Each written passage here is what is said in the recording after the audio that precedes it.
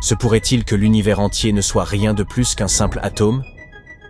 Lorsque vous regardez un schéma d'un atome, qui est un élément de base de toute matière, vous pouvez voir que certains motifs de l'univers se répètent.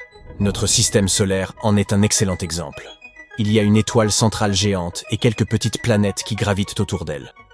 Vous observez la même disposition à l'extérieur de notre galaxie également, avec des exoplanètes en orbite autour de leurs étoiles. Et vous pouvez également témoigner de ce principe à une plus petite échelle. C'est la façon dont des particules appelées protons et neutrons se déplacent autour du centre d'un atome, que l'on appelle le noyau. Alors, imaginez que vous avez une pile d'aimants positifs que vous essayez d'empiler ensemble. Ils continuent à se repousser, n'est-ce pas? C'est ce qui est supposé se passer avec les protons dans un atome. Ils sont tous chargés positivement, donc ils devraient se repousser mutuellement et s'éparpiller dans toutes les directions.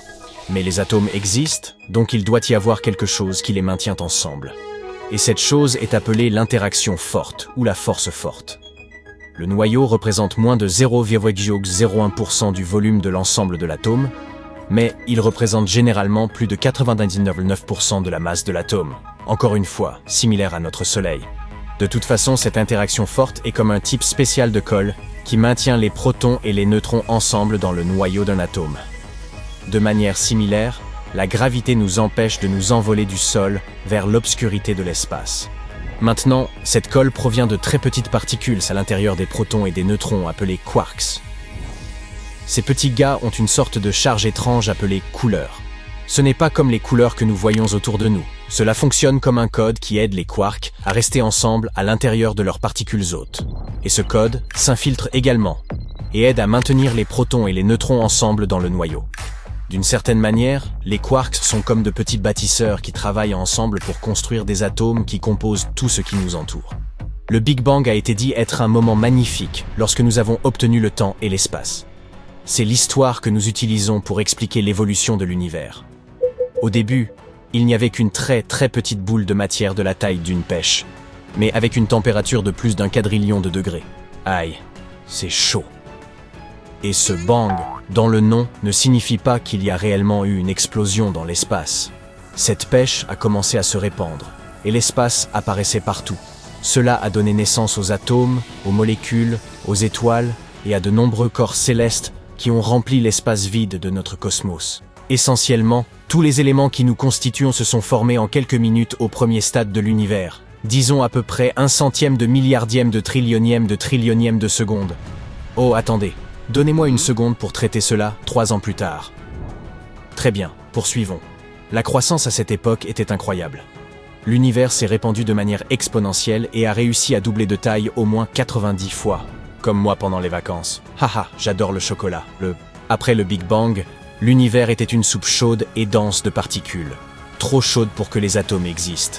Mais 380 000 ans plus tard, il s'est suffisamment refroidi pour que les électrons puissent se mélanger au noyau et former des atomes. C'est un processus que nous appelons recombinaison, et c'est ce qui a rendu l'univers transparent.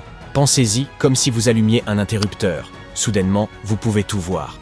Mais ce n'est pas parce que l'univers est devenu transparent qu'il était lumineux.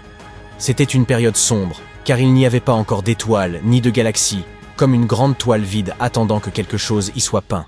Ce n'est que beaucoup plus tard, alors que l'univers continuait d'évoluer, que les étoiles et d'autres objets lumineux ont commencé à se former et à éclairer l'obscurité. Et il a continué d'évoluer, se remplissant de planètes, d'astéroïdes, de galaxies et d'autres choses. D'accord, donc c'est l'histoire qu'on nous raconte depuis quelques décennies. Et je dois admettre qu'elle est plutôt bonne. Les scientifiques l'ont étudiée en détail. Ils ont observé le rayonnement électromagnétique résiduel de l'univers jeune. Ils ont mesuré la présence des éléments les plus légers pour se rendre compte qu'ils correspondent tous à l'histoire du Big Bang. Les nouvelles théories ne disent pas que le Big Bang n'a pas eu lieu. C'est une bonne représentation du cosmos à ses débuts. Mais c'est comme un puzzle inachevé avec des pièces importantes manquantes. Nous ne pouvons pas expliquer ce qui s'est passé avant le Big Bang en utilisant notre physique actuelle. Nous avons donc besoin de nouvelles mathématiques pour expliquer les parties délicates, comme la soi-disant singularité. C'est le point de densité infini, vous vous souvenez, depuis le début du Big Bang. Et c'est là que la théorie des cordes entre en jeu, comme une boîte à outils surpuissante capable de gérer la gravité et toutes les autres forces combinées. Maintenant, l'une des idées que la théorie des cordes nous a apportées est l'univers ekpyrotique. Imaginez un grand feu qui en déclenche un autre, et ce feu en déclenche un autre, et ainsi de suite. Eh bien, dans ce scénario, le Big Bang n'était pas le commencement de tout, c'était juste une partie d'un processus plus vaste. C'est l'idée de l'univers cyclique, des montagnes russes interminables, avec des Big Bang comme début et des Big Crunch comme fin, se produisant encore et encore, potentiellement pour toujours. C'est comme si l'univers appuyait constamment sur le bouton de réinitialisation, et le fait d'une manière vraiment amusante.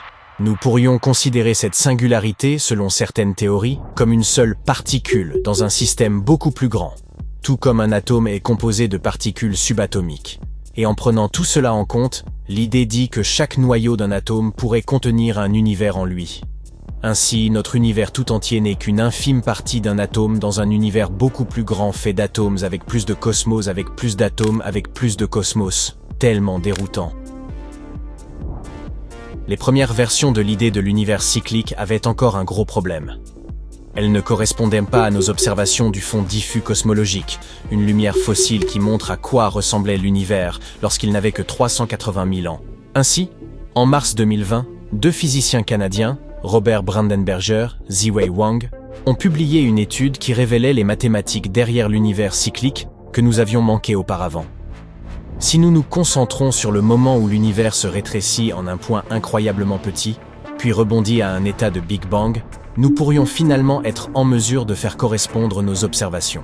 Il nous suffit d'attendre encore de nouvelles expériences pour tester pleinement cette idée. L'époque grand unifiée. C'est ainsi que nous appelons l'époque où l'univers était encore jeune. À cette époque, la matière et l'antimatière, qui sont comme des images miroirs l'une de l'autre, existaient en quantité approximativement égale. Mais puisqu'elles sont des forces opposées, lorsqu'elles entrent en contact l'une avec l'autre, elles se détruisent dans une puissante explosion, comme des feux d'artifice. Cela signifie que même si la matière et l'antimatière étaient constamment créées et détruites, d'une manière ou d'une autre, il y avait toujours un peu plus de matière que d'antimatière, ce qui est une bonne chose, car sinon nous ne resterions avec rien.